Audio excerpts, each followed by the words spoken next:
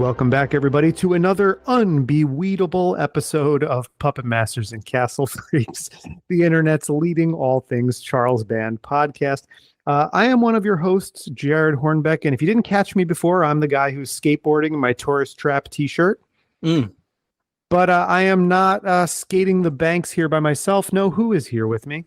Oh, well, it is I, Steve Guntley, and my love has been bubbling like a fresh bong because this is the podcast about butt drumming, weed wolves, and the breakfast of Weedians. That's because this is a podcast all about the Gingerweed Man and Weedjies Halloweed night. Okay, I'm going to go really hard right off the bat. You get one weed pun per title. You get one. You do not get two. I am angry about this. I'm running for political office on this platform. You get one weed pun per title. I just had to say 3 of them per 2 titles, so that's too many. But we are back in the universe of the evil bong. We are stepping back into a haze of smoke and checking out 2 of the spin-offs of the sort, kind of tangentially related to the evil bong, although they never really make any direct connections. But you know, one does, and we'll talk about why our timing of this episode wasn't great in terms of continuity, but it does tie together, and we'll talk about that. And there was not just one weed pun in the title, but 2. And so, of course, today we couldn't have just one guest. We had to have 2. And so for our episode today, we have the hosts of the Scream from the Basement podcast, Casey Kelderman and Sam Lenz. They're also coordinators of the SuperCon Film Festival in Sioux Falls, South Dakota, and in the Vermilion Vortex Film Festival in Vermilion, South Dakota. So if you're in that part of the country, it sounds like there's some pretty cool events that you could check out that are coordinated and curated by these 2. It's Casey Kelderman and Sam Lenz. How's it going? Thank you for joining us today. Yes, indeedy weedy. It is Casey Kelderman and Sam Lenz. Thank you guys for having us on. Oh, of course. Yeah. We are very happy to have you guys. I am curious now, when these when it came time to do an episode, did you spin the roulette wheel and land on these ones, or these ones that you selected? Before they speak, I would like to field this. Oh, okay. These episodes were chosen, or these movies, I should say, were chosen by the guests, which leads me to my introductory question. What did Steve and I do to offend you? Nothing. We just have an unapologetically questionable taste in movies. Hey, we could be accused of the same. So It's kind of an excuse for us to not do these on our own podcast, actually. Okay. Yeah. 100% valid. We've probably talked about both of them on our podcast. Definitely. Yeah, at least in passing. Well, I would love to know your guys' kind of background with B horror movies like this, kind of leading up to why you landed on these movies to talk about. I mean, gosh, we're both like small town Iowa boys, and you know, growing up in a small town, there's very little to do. Like, I grew up in a town where I was pretty much the only kid, and so I spent a lot of time watching VHS tapes in the small TV we had in the family room, you know. And it was one of those things where, like, I'd go to the local library. They had a no, like, R-rated movies policy, but I'd find whatever, you know, PG to PG-13 horror movies I could and start reading Stephen King, and just kind of fell in love with all that stuff, like the Universal monsters, you know. And sure. And that was kind of where I started with horror, and tastes have just refined. I'm pretty much a full moon newbie. Casey has kind of pulled me into the world of Full Moon, and it's been a running theme in our podcast too, actually. So we've had a strong Full Moon presence on our pod, and just I think we both kind of like just those like cheesy B movies that might not have a lot of money behind them, but have you know, some more than others, like artistic merit in other aspects, you know? Yeah. That's kind of where we are too, where it's mostly just that, like, I like that we're talking about movies that nobody's really paying attention to, you know, and kind of unearthing a couple of things. Now, Casey, you're the Full Moon fanatic. When did you first become hooked on this whole universe? It was a little later than most people would because I wasn't a video store kid. I was very much so like we're both born in the mid 90s. So like by the time video stores were dying would when we would have gone to them. But yeah, I really found Full Moon like when Tubi became a thing. Oh yeah, Because yeah. Full Moon was really one of the first. Oh, you'll channels. find it all right.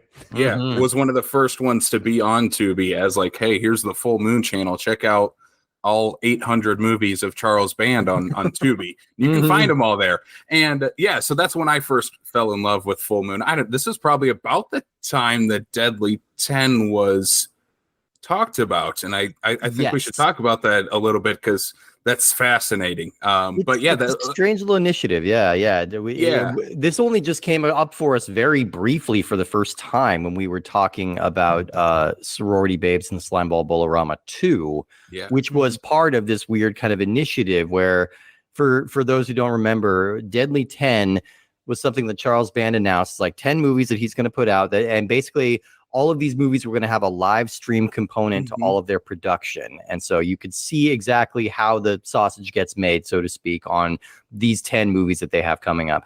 Now, most of the movies that they were announcing have come out at this point. There's a few stragglers, like Bride of Head of the Family still has not arisen, and we're not totally clear if it's going to. But a lot of the others have come out. Weedjies, I believe, was the first one to come out, or at least in the first crop, and I think it's the only one that has the Deadly 10 like Chiron at the beginning of the movie, which kind of makes this like the dark universe of Full Moon.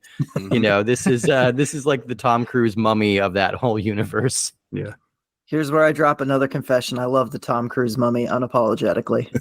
All right. Well, thank you, everybody, for listening. This has been a great episode. We clearly have nothing more to talk about. No. This is the point where I ask out there for your listeners, help me find a new co-host because I don't agree with that. No, we actually have a friend of ours from Sioux Falls, which is where we're from now in South Dakota, that worked on the Deadly 10. He shot behind the scenes on the Femme Alien movie that they shot up in Minneapolis. Sure. Yeah. Cosmic Crush, I believe. Cosmic Crush. Yeah. But yeah, this Deadly 10 was fascinating. It was fascinating to see like, oh, we're going to show you how to make this entire movie from beginning to end. We're going to live stream everything. Again, like you said, they never finished the actual Deadly 10. But no, I think they wound up having streams for one or two of these. You can find the website, but obviously all of the archives are down, and like there are no live streamings anymore. COVID really put a wrinkle in a lot of this. We covered how Full Moon adjusted to COVID with the movie Corona Zombies, and things like that. Like they found a way to work around it, but that did mean socially isolating and doing all of that. I want to really quickly give a little shout out. You guys are the first people that we've run into doing the show from Sioux Falls. And that's a town that when I did a cross-country drive a while back, I spent some time in Sioux Falls. And I liked it quite a bit. I really thought it was a nice little town. I remember I brought home it was one of my favorite mugs that I would use, and then it broke. But it was a mug for the Phillips Avenue Diner. Oh, yeah. That place rules, yeah. It was a super awesome mug, too, and it was one of my favorites. But, Sioux Falls, like South Dakota is a fascinating state to me. I remember like spending a couple days in Sioux Falls and then a couple days on the other side of the state in like Rapid City area with the dinosaurs and all that. Yeah. And it was super cool. So I'm looking for an excuse to get back out there at some point. And I love the events that you guys have been talking about doing. And I listen to your show as well. So I hear sometimes stuff and see posts of things that you're promoting. So definitely like when you're plugging stuff later on, keep in mind it is Halloween right now.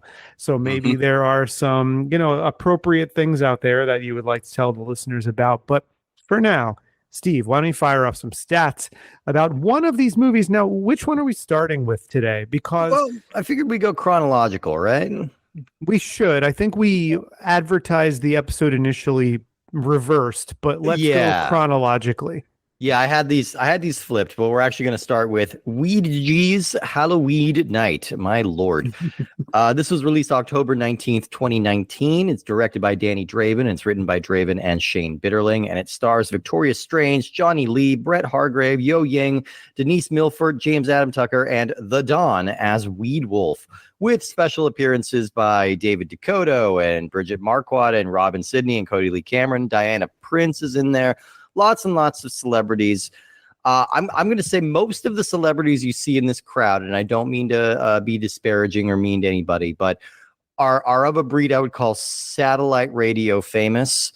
Like, I did not know who most of these people were. It turns out half of them are from like Howard Stern's crew. And then there's just like a bunch of like kind of strange, like fringe conservative podcasters and stuff like that. It's just it's like Vegas. It's a people you'd expect that would like live in Vegas year round. Sure, but amidst all of those people, I feel, Steve, that you need to apologize to Diana Prince because she might be listening. Diana Prince does not get included in that. Diana Prince is a legend. We stand by Diana Prince always. And yeah, that's kind of our first sort of overlap with the Joe Bob Briggs universe in Full Moon, although they kind of have been synonymous with each other for a couple of years now, but we haven't really run into much of that overlap. And it's very brief. She shows up here dressed as a wolf for one or two scenes. Yeah, it's the first like on-camera overlap really that we've had, other than covering some movies that have been shown in the last drive-in. But we did have Justin Martell as a guest on Spellcaster a few weeks back, who is a producer on Last Drive-In. Okay, yeah. Well, okay, so there's really not a lot of like production data or anything that I can go back to. Obviously, they live streamed some of the production of this, but that footage is gone, so there's no really way for me to access it. So you can't really talk about like the behind the scenes or anything that was really built up to it, but I can just kind of relitigate some of the conversation we had for Evil Bong. All right, because this was our fourth episode, something like that. Very, very I think early. it was our third. Yeah, before we had guests even. It was just the two of us. We kind of structured it in the beginning where it's like, okay, we start with Puppet Master because that makes a lot of sense. Then we're going to do like a big one from the Empire Age. So we did Trancers. And then we're going to do a big one from like more modern Full Moon. So we chose Evil Bong. And you kind of get the whole cross section of where the company's going and where it's been and all of that. Now, neither Jared nor I really responded to Evil Bong. Let's say that kindly. It was kind of the bottom of both of our lists for a really long time. I think the Beach Babes movies have supplanted it, at least on my list since then. But Beach Babe movie singular has supplanted the second one. it. Yeah, I have some love still for that first movie, but that Cave Girl Island is irredeemable. Yeah, that one was pretty. That one was pretty awful. But it just kind of boils down to like I don't enjoy stoner humor, and that's kind of this insurmountable thing that I've hit, and I'm not a snob about it. Like I partake from time to time. Like it's not, I'm not anti-weed or anything like that. It's just I don't find weed humor to be funny. It's all just kind of hitting the same beats. It's that people are a little slow, they're a little silly. They'll maybe talk in this really exaggerated California surfer dude voice, and they'll bonk their head on something. It's all very lazy, very tropey. And when it's done at a micro budget, like a smaller budget than even the average Full Moon movie, you're in for a little bit of a rough time. So that was a movie that we kind of staked out early on, and then we have not revisited the series in a long time. We're up through like 4 or 5 Puppet Masters, 3 Trancers. We've completed the Witch House trilogy. We've done a lot of like series that we've gotten. Yeah. You think maybe this is by design? We've just been kind of like avoiding it, and there's like 7 more of these Evil Bong movies that we still have to get through. So we may just like binge and do a whole month of them and just kind of get them out of the way and see who wants to kind of go on that ride with us. But it's something that we've kind of struggled with getting back into. And I think with these 2 movies, like it was a way for me to sort of dip my toe back into this kind of world, and it's also a chance for us to talk more about current Full Moon, which we have not been getting as much of a chance to talk about. So I'm trying to be diplomatic about Weedjies as much as I can. I am going to say this, like going right off the bat. I think this is a fairly well made, very bad movie. All right. I think this is shot with some energy and some dynamism. I think there is a professional behind the camera who kind of knows what he's doing and is just kind of working with limitations of the budget. There's evidence that this director understands film language, that he's making a movie that kind of, moves in a way that maybe another movie we talk about doesn't. So that's kind of where I'm sort of coming at it from the beginning. And then I'm like enjoying the movie for what it is, I'm kind of like, all right, there's a couple of lines here that are making me laugh. It's kind of, the performances have energy, everybody's committed. But then we just run into that insurmountable wall of they start layering on the pot jokes like really hard and heavy, and I'm just not interested anymore. I'm with you 100%. I have zero tolerance for weed humor. It's just not my brand of humor. And I'm really wonder about the marketing of a movie like this. Because what I wonder is, do they think that there is a stoner demographic that would be the people who would gravitate towards seeing something that they're interested in on video store shelves or when scrolling through a streaming app? Or, as it's hinted in one of the movies, is it that they think you need to be really high to appreciate a lot of what you're seeing? Because they definitely lean into that a little bit. And I will say, I find Weedjies to be immeasurably better than Evil Bong. Yeah. No question. Yeah. It's brightly lit and clear. I can see what is happening. It doesn't look like old 90s. It wasn't shot on a 2003 camcorder. Exactly. In the cheap section at Best Buy. Yeah, they got it after the sharks from open water regurgitated it up. Yeah. Yeah, I mean, there's these big establishing shots of Las Vegas. They clearly were going for a little bit bigger scope. I mean, Evil Bong doesn't leave a single room. For that entire movie. But this, at least it gives you a sense of place, and there's a committedness to the actors.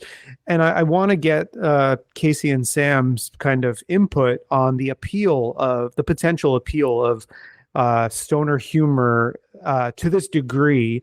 I mean, I know in movies like Half Baked and TCU and Dazed and Confused, I mean, there's stoner humor, but usually there's other non-drug funny stuff happening in the movie that accounts for the comedy. But I do have one thing I want to just say. I want to get this out there. I'm not a man of many unreasonable requests. But I have one, which is that I would really love to get through a movie without having to hear the sound effects of someone shitting. That's how low my bar is. That's a low bar. Yeah. We apologize for both of these movies, then. No, well, and I feel like we might be coming out the gate very mean here. If this is if these are favorites of either of yours, I apologize. But I am curious about I don't want to say your defense of these movies, but I'm going to say the defense of these movies. I think these are movies that need a little bit of defending. Fair. That is very fair. But I do want. I'm here to be persuaded. I'm here to hear the counter argument. So the first time I watched Weedjies, and then I again was using my influence on Sam of, hey, you need to watch this full moon movie. We were getting ready for a interview with Danny Draven, director of this, before the release of Bad CGI Gator, which was, I think, last year, 2023. Yes. And so we talked to him, of course, about Weedjies, because I watched that in prep, and I'm like, I had a blast with this. It's very modern full moon, very low budget, but I felt like it did something different than modern full moon movies. One, there's an actual cast, more than 5 people. There's extras, and it's a party scene. We have, like you guys said, more than Evil Bong. We get more than one singular location. We get, this entire mansion in Vegas that I assume Charlie rented out for a week to film this, or however long they had? It may very well be the mansion that he had just bought in Cleveland, substituting as Vegas, because Brink Stevens, when we were talking about Sorority Babes 2, mentioned that Charles had just acquired a new mansion there where a lot of like the stuff post 1990 or 2019 has been shot. So it could be there. I'm not sure. What Danny told us about this movie is he hated the title of Weedjies Halloweed Night. Good to know. That's reassuring. Charlie presented him with this, and he's like, I don't want to. I don't like stoner humor. I don't want to do that. It's fine. You do your Evil Bong stuff. That's cool. There's a fan base for it. I'm kind of in that boat of like, Evil Bong movies are what they are. But like, they're not my favorite franchise in Full Moon canon. But again, like, this one feels more like they're great titles. Great titles. Yeah. But this one feels like a modern Ghoulies movie for me, where it does have a lot of those same vibes, definitely on a lower budget than the Empire Ghoulies movies, and maybe leans more into Ghoulies Go to College than the other two Ghoulies movies. And Ghoulies Go to Vegas. It's a natural progression. Exactly. It should be mentioned that John Carl Buechler gets a shout out at the end of this film because he had just passed. This was I believe he passed in it was 2019. Yeah. So he had just died, and they did hold up images of him with the Ghoulies to kind of say like, this was obviously a direct right, and designs and even the way that some of them are brought to life, and the one that looks just like a fish ghoulie with boobs and a wig. Like, it is very Ghoulies, and I think I would have been more on board and kind of like what you're saying, Casey, and being like, hey, this is a pretty good looking modern full moon movie that's silly, sure, with little tiny terrors, if it wasn't for the weed aspect of it. Because the ghoulie aspect of it and the sort of like fine catch 'em all before midnight aspect of it is fun. And again, the weed part feels so shoehorned in as like this would totally work as a Ghoulies type movie. And it's like, again, that the fact that they then have to have this aspect of it, to me, just brings it down, because it seems so out of left field and unnecessary. And it's funny to hear that from the director, because Danny Draven is not somebody we've really encountered on the show so far. I mean, we've been in a lot of classic era Full Moon and Empire, and he's a name, along with some people we'll talk about in the next movie too, where I don't even really know much about him. So I'm glad that you guys had the opportunity to do an interview with him, because that's even some extra insight now to this that we weren't able to bring with us. So he hated the title himself, and he eventually caved. Yeah. What did he say? He said to Charlie, like, I think he said he just told him, like, no, like, just straight up gave him like I don't know if we're allowed to swear on the podcast. Sorry. No, please go ahead. Yeah. I mean, I think he just literally gave him a fuck no and walked out, and then later like called Charlie and said, okay, well, what if we did this? If I'm recalling that interview correctly. And so he kind of took that title and tried to, he delivered what Charlie wanted, which was the stoner comedy. Stoner comedy. I mean, if you look at the poster for Halloweed Night, the original Deadly 10 one, it's the pumpkin with the joint hanging out of its mouth. Right. And that gets like a split second scene in this movie. Yeah. And it feels like, hey, we need, again, kind of like the Ghoulies coming out of the toilet, we need to get the shot in the movie. It feels like, okay, we need to get that shot in the movie. The original tagline was "The night he got stoned." Pretty good. You could just call it Halloweed Night, leave it there. Because Weedjies as a pun is already so tortured. All right. It's a play on like a Ouija board, right? Because that's the central kind of hook of this movie, but it's not a Ouija, it's a Weedjies. And so like they have to keep saying the word over and over again in the movie so that like it makes sense to you, like, and that they have to keep hitting that D so it's really specific and distinct from the Mattel or Parker Brothers. Rolls off the tongue so much easier. Right. Yeah. I mean, just stick with the one pun. Yeah. I mean, I totally get that. It's a clunky pun for sure. Yeah. I also think so. I feel like there's a difference between like the stoner humor of like the Evil Bong series and something that like say Seth Rogen came up with in stuff like, you know, Superbad, Pineapple Express, that kind of thing. And I think it kind of goes to what you guys were saying earlier, where they incorporate like other things where it's like, yeah, Pineapple Express is about a couple stoners, but it's also like a noir murder mystery, you know? And and I don't know if, especially in like Evil Bong, where the whole joke is like it's an evil bong, full moon movies are not subtle in any way. No. Well, So, this like, one is very much presented also like in Agatha Christie, but much classier. Yeah, exactly. Yeah, it has a Ouija eating a hot dog's wiener. Yeah, that's how classy this movie is. Absolutely. I do like the overhead pool and... shot though, where there's the dead body floating in the pool and the like camera goes to that overhead shot. Like just it's not bad. It's little bits of flair and yeah. No, and I was just noticing that from the get-go. It's like, you know, because I watched these in the wrong order. You know, I watched Gingerweed Man first because, you know, it was a time crunch and that movie is 45 minutes long. And it's like, yeah, squeeze this in. Why not? But, you know, so I can't help but compare kind of the two of these films. But having watched that and then going into this, I was probably a lot more charitable about my opinion of it because it just feels like a movie that was made by somebody who gives a little bit of a shit. Like maybe he was given a little bit of a raw deal with kind of the topic that he got to make, or the movie that he got to make, but he's getting to make a movie and he's going to do the best he can and he's going to have fun with it.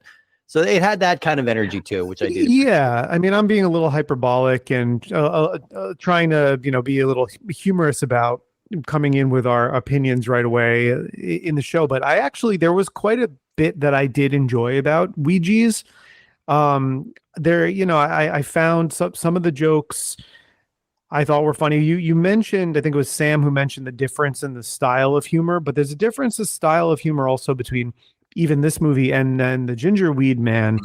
And I found that like the style of humor, even though maybe not all of the jokes landed, I could get behind more than what we got in the Gingerweed Man, which I'll save any follow-up thoughts on that for when we transition into the movie. Yeah. But there was stuff about this that I did like. There were moments when I'm like, oh, it's kind of fun that they're doing this. I got a kick out of Dame Edna Dakota for sure. Yeah. And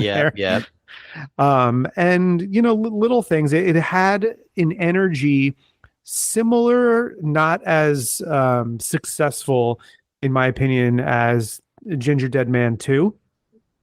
Right. I felt like Ginger Dead Man 2 is one of those things where they took some of these like wild swings, and similarly with a bunch of like cameos of people playing themselves or showing up just for a minute or in a really bizarre role, was just totally madcap and mostly worked, surprisingly. But if you listen to our episode on that, we hate the first movie so much. Yeah. And then we're both like very charitable to the second movie. And I don't think that has anything, I don't think that is only to do with the order we watch them in. I think it has to do with what they were going for. And I think this movie is similar in spirit. It's like a Ginger Dead Man 2 by way of Ghoulies that kind of works in some ways. But then again, it's the stoner aspect of it just feels so bizarre to me. Yeah. Just like in Ginger Dead Man 2, where Ginger Dead Man feels ancillary to the rest of the movie. He just feels like he's kind of inserted into it. The weed humor feels all inserted after the fact into this movie of, hey, we kind of want to make a Ghoulies riff on Halloween night, where it's this all in one night. We have to catch the 4 Weedjies, Ghoulies, whatever, before midnight, and that's the central premise. And then it's like, well, no, we have to also insert weed humor, and they all have to have weed puns as the name of the creatures.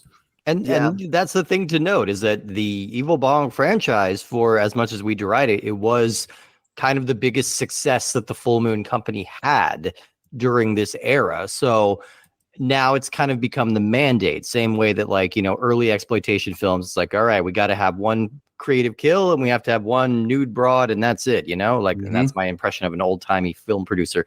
But, this one is now he's figuring out, okay, this is our thing right now. We have tiny terrors and we have weed jokes. Like these are the things that are selling for full moon right now. So we have to kind of like, Charlie is a consummate businessman, and he's always going to be kind of keeping an eye on what is going to be working for that. So, you understand that like their hands are a little tied and maybe they're not as enthusiastic about doing the weed. And I think you saying that like he doesn't really love the weed humor kind of makes sense watching this, just because of how backloaded so much of that is in this movie. It takes a long time to get to a lot of these jokes, and when they come, they are a little indifferent. Well, and they're kind of, I mean, Charlie has said in his autobiography multiple times, like he doesn't smoke weed. And he doesn't like the stuff. It's apparent. And you kind of get the sense that like, yeah, this is weed humor being written by people who have never like, or who at least don't like partake all that much. They're not actually like, in the stoner culture. It's just kind of an ancillary, like, let's focus on a lava lamp or put a, blacklight poster on the wall or something. And that's kind of why I like Seth Rogen's approach to, as you mentioned previously, that's why I like Seth Rogen's approach to weed humor, because it's done by somebody who is a stoner, who does like the stuff, but also realizes it's ridiculous, and people who do it are ridiculous in their own ways. And like, we can have fun with that, and we don't need to be like knuckle draggingly stupid about it. Like, these are human beings. They like this, they like this drug or whatever, but they're not drooling idiots. One thing that I want to know, and I'm going to have to, next time I see previous guest Adam Torkel, who was a Full Moon employee for a while, I want to find out from him if he knows if these things really sold. Like I want to know if like in the convention circuit, like if merchandise based on Gingerweed Man and the subsequent movies is stuff that really sells, because I know there are flagship things that go, obviously, and anything that I think that Full Moon releases that has to do with Puppet Master, any of those puppets has to do with subspecies, anything like that, those things fly, off of their convention shelves. I'm really curious, like, what they're making on this stuff. And one last thing that I want to know, Casey, is that you talked about the Danny Draven talking about the process. I'm sure it became apparent if it wasn't explicitly stated, but like, how did he feel about the final product of this movie? He was really proud of it, because he was trying to make this John Carl Buechler inspiration. The Ghoulies inspired stuff is definitely what he feels most proud of, that he mentioned to us in our interview with him. And I think he should. It's the best. It's easily the best part of the movie. Yeah. All the weed stuff is, even I'm like, I kind of just wish we had like a new version of the Ghoulies, and it didn't have to have all this weed humor in it. And I think it's a ton of fun. I think like, I'm also a sucker, both Sam and I are, for movies set on Halloween night. And the movie opens with a John Carpenter parody, and it's all at a Halloween party. I think that the overall concept is super fun, and he was super proud of it. And I think he should be, especially with the budget that these modern Full Moon movies have. I don't know if you guys have talked about Tom Devlin's 1313 effects yet at all on your show. Not really, surprisingly. He works closely with Dakota, right? Like, because that's Dakota's kind of sub label, is the 1313 or whatever.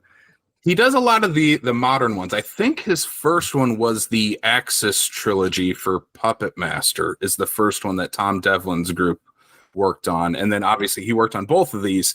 And even you can tell one of these probably had a bigger budget and maybe some more time to do these effects than the other one. Okay. You look at how the Gingerweed Man moves versus how the Weedjies move, and it's night and day how they're doing the puppeteering. Well, absolutely, that's probably a pretty good place then to transition movies to the second movie. I do want to give a little like shout out though to the lead performances in Weedjies before we really move on. Like, I think like Brett Hargrave, Victoria Strange, Shen Yi, and then Jonathan Charles as Claude and Denise Milford as the Baroness. I think they all came to play. Like they're all giving a performance. They have fun energy. I felt like they weren't just stock characters. And I thought they were easy to differentiate from one another, and their personalities and how they act and what they wanted was a little bit clearer in this. Like I thought those were pretty good. And I think I'm coming down a little softer on this movie now, maybe than I even was to begin with, even though I liked aspects of it, because hearing now that Danny Draven was given this kind of micro budget for this movie, not a ton of time, and then being given like two very different aesthetics to work in, like to pay homage to Beekler and the Ghoulie thing, but then also to shoehorn in all the weed stuff into a certain way that it has to, be a plot contrivance as well. I would be proud if I were him too, if this was the product that I was able to make, given all of that. So I have a kind of a slight newfound fondness for this one comparatively. That being said, Steve, fire off some stats about the Gingerweed Man. Let's talk about this movie. It was the Gingerweed Man was released March 26, 2021. It's directed by Brooks Davis and written by Davis and Kent Rudebush. And it stars Nia LaJoy, Eli Jane, Ben Gerard, Paige Phillips, Elizabeth Spear, Nathan Bach, Alan Maxon, and our old buddy Nihilist Jello, who turned up in was it The Dead Want Women, I believe? Dead Want Women. Yep, that's where he was. Brooks Davis is a new name for us. He's similar to Danny Draven. I think these are part of kind of the new crop of Full Moon, like regular. Yep. They've both only been with the company like 2 or 3 years, and they've already done a little bit of everything. They've edited. I'm gonna correct you about something, Steve, because I watched the Video Zone. Oh, right. I was on the Full Moon app about this, and Brooks Davis is a guy. This is an early directorial effort from him, but he is somebody who has apparently been working with Charles Band for 30 years. Really? Wow. He met Charles Band as a fan at a convention, and he ended up becoming part of the team, and he basically has done just about every job that you can think of. He edited some stuff. He worked as a second unit director and assistant director on some things. I think he even wrote stuff, but he's had a bunch of odd jobs, and this I think was his first directorial effort for Charles Band, but he had been with him as kind of like a gopher since the early 90s, which is kind of wild. He's been an AD on a lot of Charlie Band stuff too. Like we actually had him on the podcast. He was one of our first guests on the podcast, actually. Oh, cool. He had just done Bring Her to Me, the Full Moon movie. Which if you guys haven't seen that. Yeah, we'll cover that down the line. Yeah. It's kind of a throwback to like classic Full Moon, and so he has a long history with the company doing like everything with Full Moon. Still there to this day, still in the office every single day.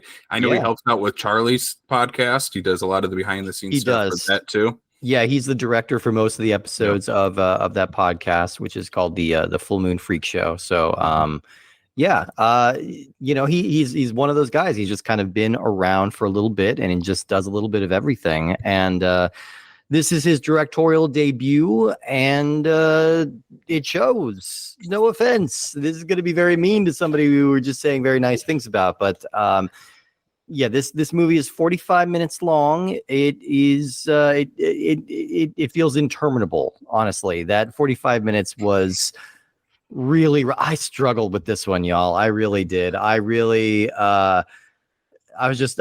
bumping up onto a lot of things from a lot of different angles, and it was kind of hard to land on exactly one criticism, but I really struggled with this one. I'm going to try. I'm going to try to be as charitable as possible. And the reason that I'm going to do that is because, these are by every conventional measure of a movie that we're talking about, like pretty bad movies. Yeah. That doesn't mean that there isn't things to be enjoyed within bad movies. I mean, of course, bad movies as an industry on their own are a source of entertainment and pleasure for a ton of people. Mm-hmm.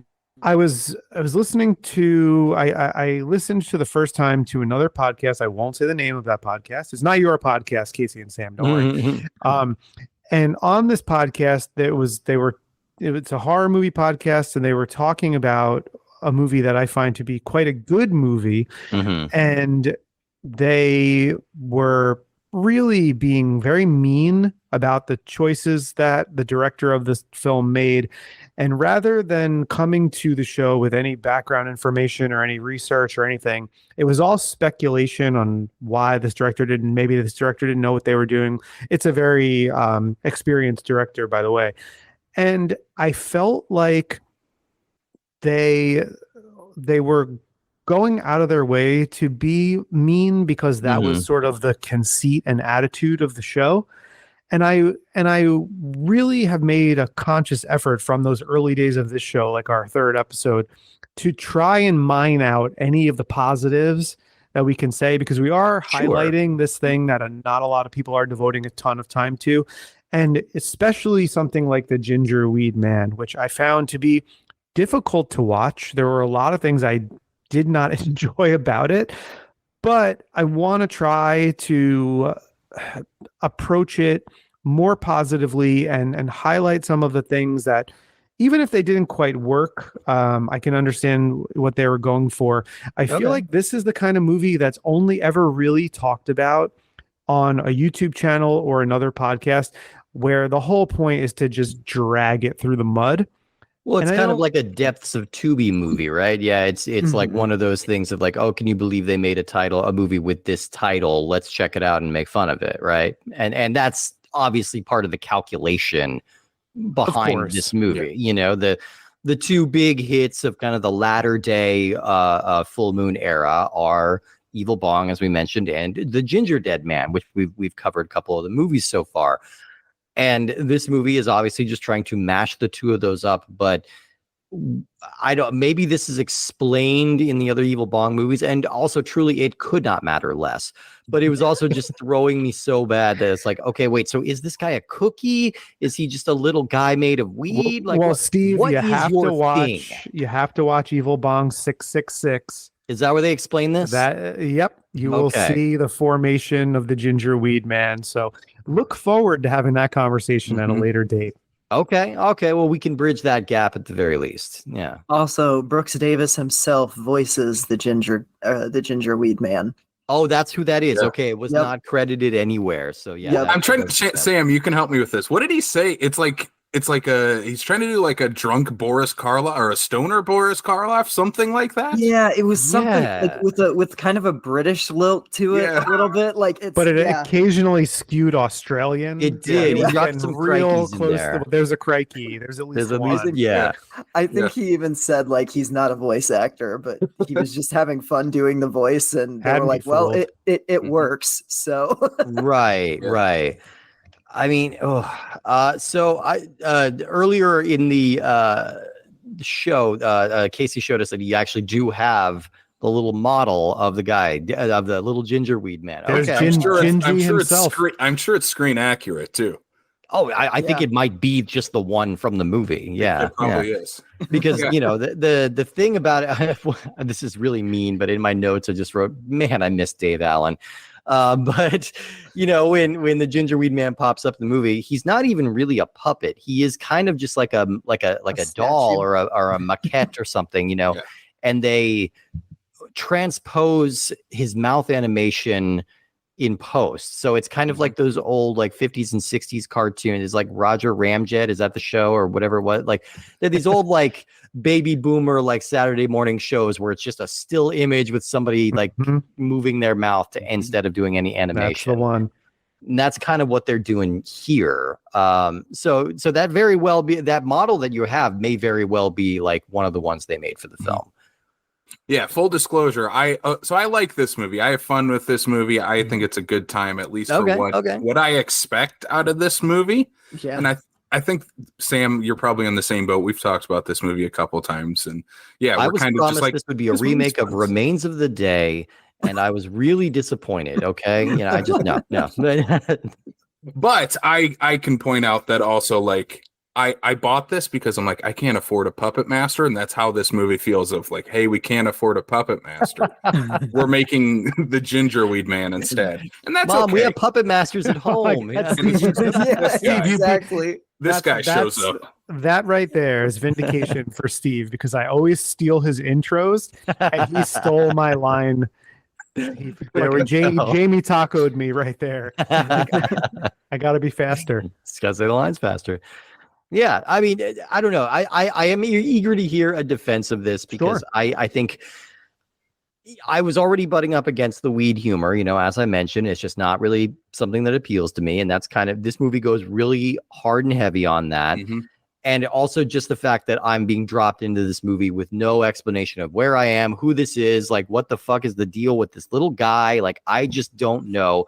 But the world seems to accept him. He is a business owner. He runs a dispensary with his roommate, and they seem to be doing quite well. So he's a figure in this community that people know and accept. So if he looks weird at all, people have moved past it. They don't comment on his British accent, which is this kind of strange choice of doing like this sort of high-toned, like kind of a posh accent on this really silly little stoner guy who talks about his dick a lot. Like, it's a strange choice. It should be mentioned too that this little guy gets laid a lot. Yeah, he's got game. He's got game. We get a sex scene in this movie that just made me want to. It made me want to call somebody. It made me want to. I don't know. I wanted to. Is it the bongos? Is it the bongos on the butt? Is that what did it for you? I really just wanted to give this actress a hug and a blanket, and I feel so bad. I'm like, she had Hollywood dreams, man. Come on, let's respect her a little bit.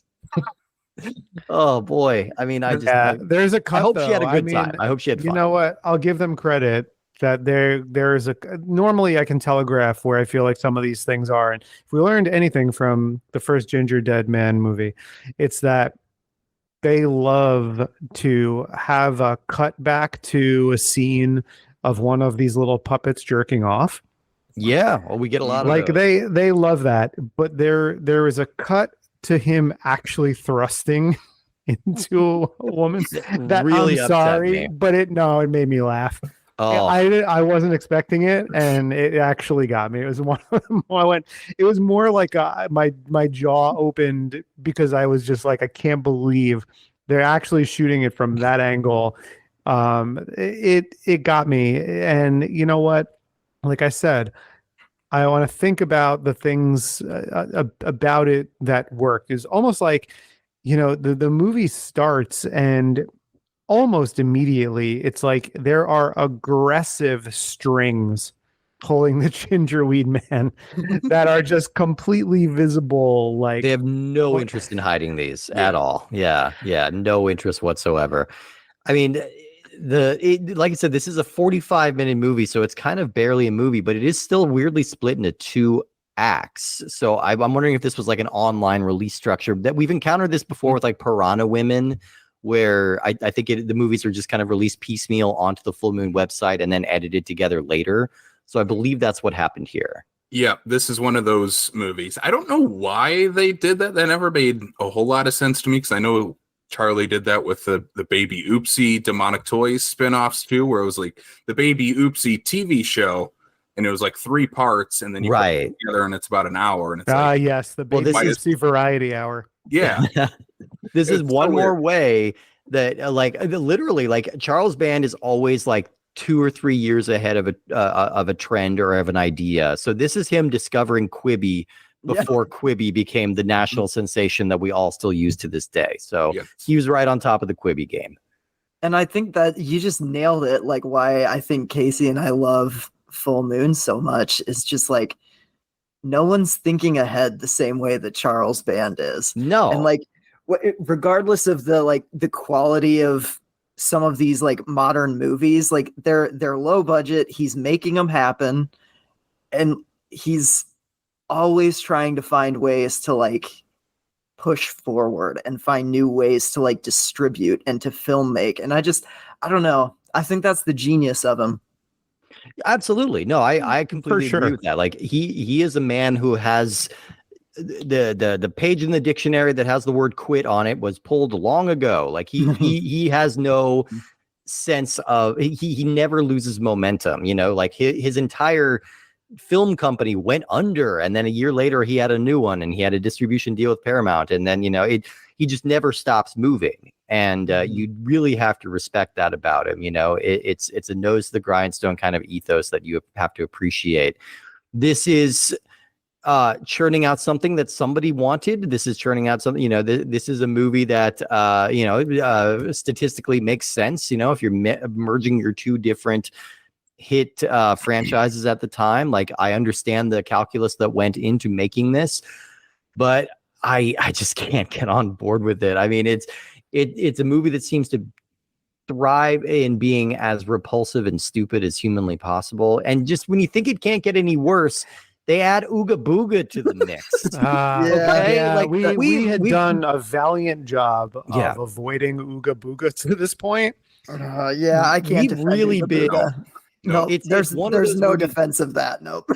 We're gonna have to cover it one of these days, and I just don't know how to bring myself to watch that movie. Even just the little tastes you get of him in this are more than I can handle, and then I'll be honest with you, I didn't know Ooga Booga was in this movie because neither of these movies I had seen before we watched them for the show. These were both first time watches, and man, there are a few things that really throw you off your game than a surprise Ooga Booga, right? Because I was thinking, like, I was just like, fuck, we've been trying to not breach this character to this point, and here we are. Now it's inevitable. Now we have to have somewhat of a conversation. And I understand that Charlie and some of the people behind this are from a different generation, but I mean, this was a 2021 release. The inclusion of Ooga Booga here, and a very weird connection to white slavery seemed tonally maybe something that wasn't given enough time to gestate. Yes. Well, that's very, very generous. I would argue trying to be generous. That, should not have been in the movie at all. Yeah. No, I do. Like I said, we do try to see the good in things, and we do try and be positive on the show. But sometimes they make it really hard on me. And I will say, this was my second time watching it. I had completely blocked Ooga Booga out of my mind from the first time. Like, I think I just after the movie, my brain just shut that part out entirely, because when he popped up, I'm like, oh my God, I forgot about this fucking, How could you forget about masturbating Ooga Booga in this movie? Oh God, I don't know how I could have forgot. Well, because the first time I watched this, when I wasn't watching it for a podcast, you followed the rules of how you should watch followed the rules of how I should watch it. Yeah. Right. See, this is a movie that tells you at the beginning. Rules. Right. This is a movie that tells you at the beginning, this, you should be stoned to watch this, and maybe that's the mistake I made. I was not. But stone cold sober, I was. Yeah, and it does help. It couldn't hurt. I can imagine. It is. But. Oh, I mean, but you can tell what a bad idea Ooga Booga is, because we are all for, we identified earlier as people with sometimes gleefully questionable tastes in films. We all embrace the fact that we have some lowbrow tastes in a couple of things. And every one of us recoiled when I mentioned Ooga Booga. We were right. No. One thing about that is, if you're watching a movie like Meridian, you see elements of it and you go, okay, that didn't age well. In 2023, 2024, when if you're watching, you go, okay, well, it was a different time. This was not a different time. This was 3 years ago.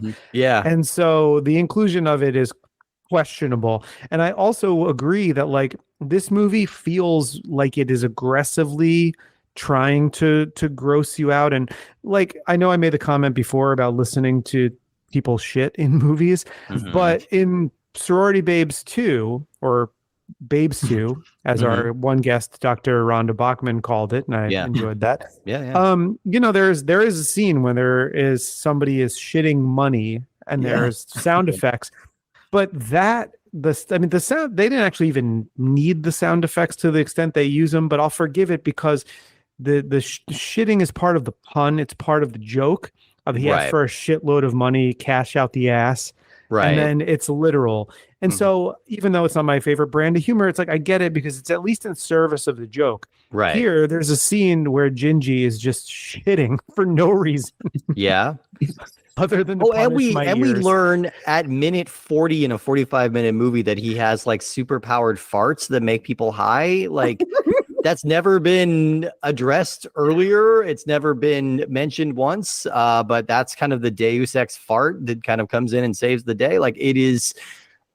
It's becoming a Ken Rodebush staple. And I'm not a fan. That does not bode well for other projects. Right. In the future that we'll get to.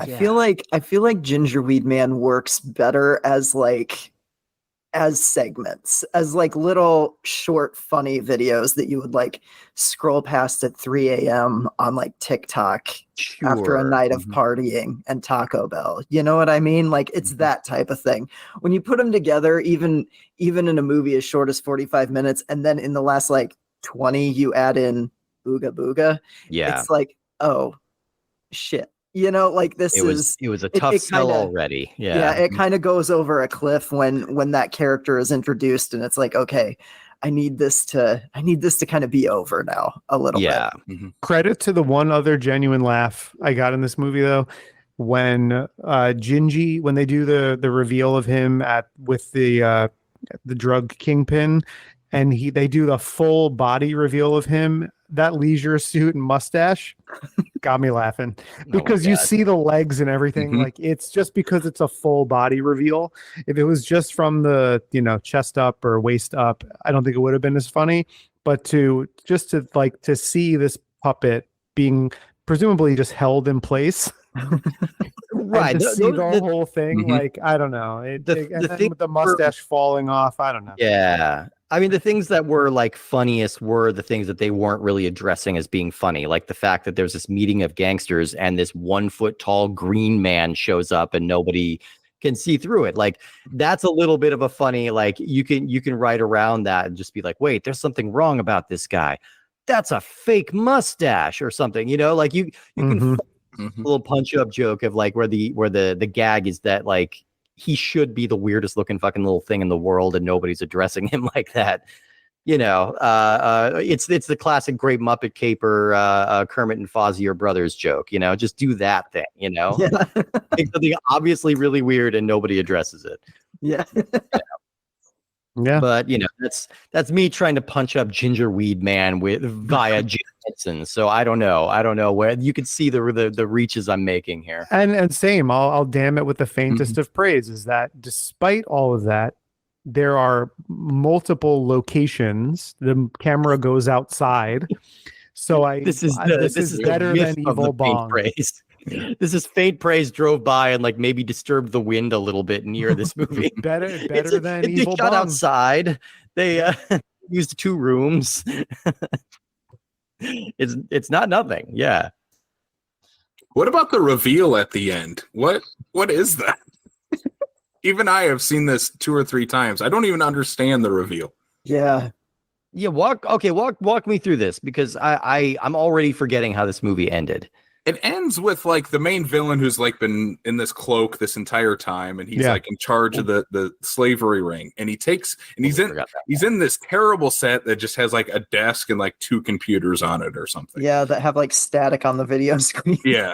And he takes the hood off, and it's like one of those replica Ginger Dead Man masks, but it's like a little burned and stuff.